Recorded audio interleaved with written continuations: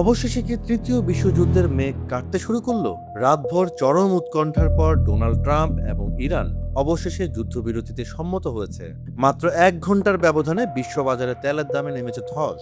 কিন্তু প্রশ্ন হলো, পাকিস্তান কিভাবে এই অসাধ্য সাধন করলো? আর ইসরায়েল কেন বলছে যুদ্ধবিরতি হবে ঠিকই, কিন্তু লেবাননে হামলা থামবে না? শান্তির এই নাটক কি দীর্ঘস্থায়ী হবে, নাকি এটা কেবল বড় কোনো ঝড়ের আগের নিস্তব্ধতা?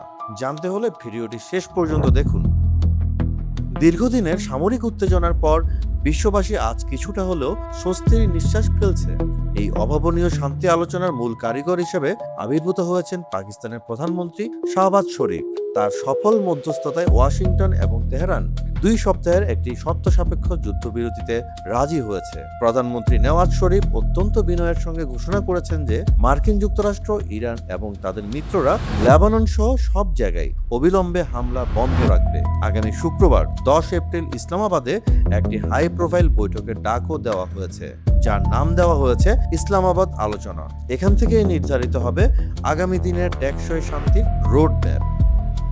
মার্কিন প্রেসিডেন্ট ডোনাল্ড ট্রাম্পের অবস্থান ছিল অত্যন্ত অনমনীয়।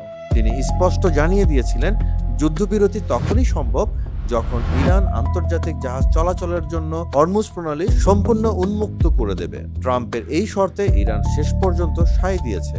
পাকিস্তান সরকারের অনুরোধে এবং ইরানের দেওয়া 10 দফা দাবি প্রস্তাব পর্যালোচনার পর ট্রাম্প তার নিজস্ব সামাজিক যোগাযোগ মাধ্যম ট্রুথ সোশ্যালে যুদ্ধবিরতির বিষয়টি নিশ্চিত করেছেন। তবে ট্রাম্পের বক্তব্যে একটি প্রচ্ছন্ন হুঁশিয়ারিও ছিল।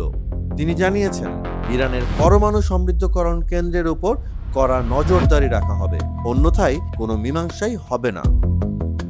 এদিকে যুদ্ধবিরতি খবরটি আসার সঙ্গে সঙ্গেই বিশ্ব অর্থনীতিতে এর বিশাল প্রভাব লক্ষ্য করা গেছে। গত কয়েক মাস ধরে হরমুজ প্রণালী বন্ধ থাকায় বিশ্ববাজারে তেলের দাম আকাশচুম্বী হয়ে ব্যারেল প্রতি $100 ছাড়িয়ে গিয়েছিল। কিন্তু যুদ্ধবিরতি চুক্তি কার্যকর হওয়ার মাত্র 1 ঘন্টার মধ্যে ব্রেন্ট ক্রুড অয়েলের দাম 13.6% কমে $94.50 নেমে এসেছে।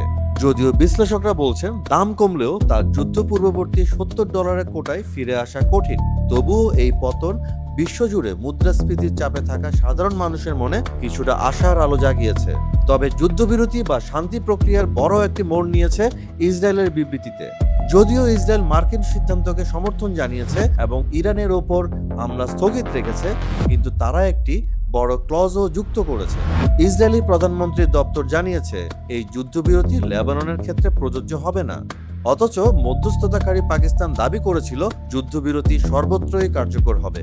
ইসরায়েলের এই কঠোর অবস্থান এবং লেবানন ফ্যাক্টর কি তবে ইসলামাবাদ আলোচনায় কোনো বাধা হয়ে দাঁড়াবে? এটিই এখন 2026 সালের ভূ রাজনীতির সবচেয়ে বড় প্রশ্ন। আশ্চর্যের বিষয় হলো, এই চুক্তির পর যুক্তরাষ্ট্র এবং ইরান উভয় দেশই নিজেদের বিজয়ী হিসেবে দাবি করছে। হোয়াইট হাউস একে অপারেশন এপিক ফিউরির সফলতা হিসেবে দেখছে, যেখানে ট্রাম্প দাবি করছেন তিনি একটি পূর্ণাঙ্গ ও চূড়ান্ত বিজয় অর্জন করেছেন। অন্যদিকে ইরানের সর্বোচ্চ জাতীয় নিরাপত্তা পরিষদ দাবি করেছে শত্রুপক্ষ ঐতিহাসিক ব্যর্থতার শিকার হয়েছে এবং ইরান তার প্রায় সব লক্ষ্য পূরণ করেছে।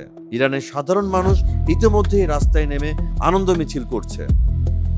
জাতিসংঘ মহাসচিব অ্যান্তনিও গুতেরেস এই পদক্ষেপকে স্বাগত জানালেও আন্তর্জাতিক আইন মেনে চলার জন্য উভয় পক্ষকেই সতর্ক করেছেন। শান্তির এই 2 সপ্তাহ কি কেবল একটি বিরতি, নাকি পাকাপোক্ত সমাধানের শুরু? ইসলামাবাদ আলোচনা কি পারবে মধ্যপ্রাচ্যে স্থায়ী শান্তি ফিরিয়ে আনতে? আপনার মতামত জানাতে পারেন কমেন্টে।